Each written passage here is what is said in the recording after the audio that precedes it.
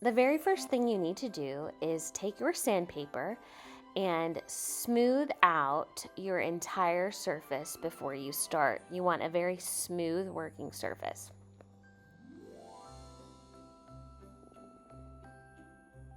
Once you have gone over your surface with your sandpaper, you will then take transfer paper and put it on top of your wooden ornament. You want the dark side down, the light side up. Place that on your ornament with washi tape. Once you've placed your washi tape down and the transfer paper, take the snowflake image you have chosen and center it onto the wooden piece. Now, this one is a little off center, but that's okay. You can always fix that later by adding something to the side or erasing and starting over. It is difficult once your transfer is down to erase, so I would say make sure that that is actually centered before you start tracing. You are going to go over this image with a pencil. Trace everything line for line as you see it in the image here. And then lift it up, just take a peek and make sure it's exactly how you want it to look before lifting off that transfer paper and washi tape.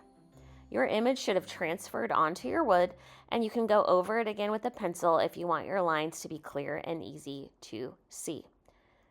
If you're happy with how it transferred, then you're ready to start doing your wood burning.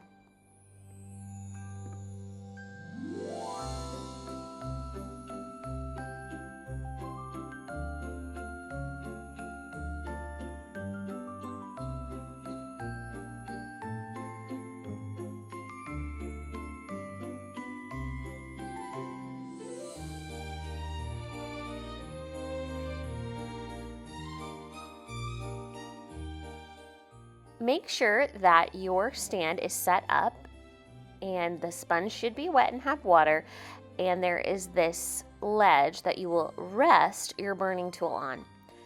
Little safety 101, anytime you're changing this tip, it is very hot. Don't even go near it with bare hands. You want to wear those thick gloves. I can even feel the heat from this tip change wearing my thick gloves. Now, some of you have a different tip in this class today, but I want you to take that tip off, unscrew at the bottom, lift with your gloves on, and you'll replace that tip.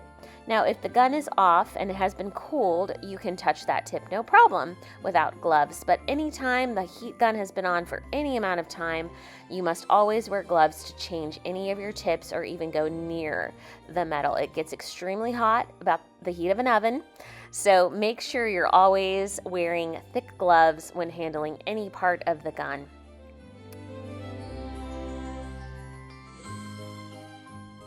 Using the sharped edge tip, you are going to go in and follow each line with a gentle tap down, lift up.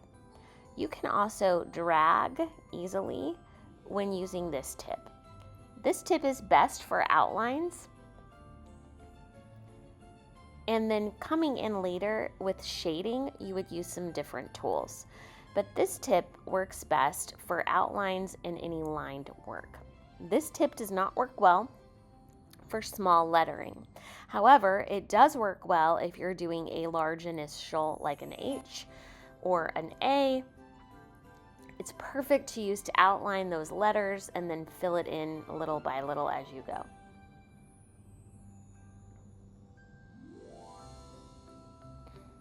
A touch and lift is all you need.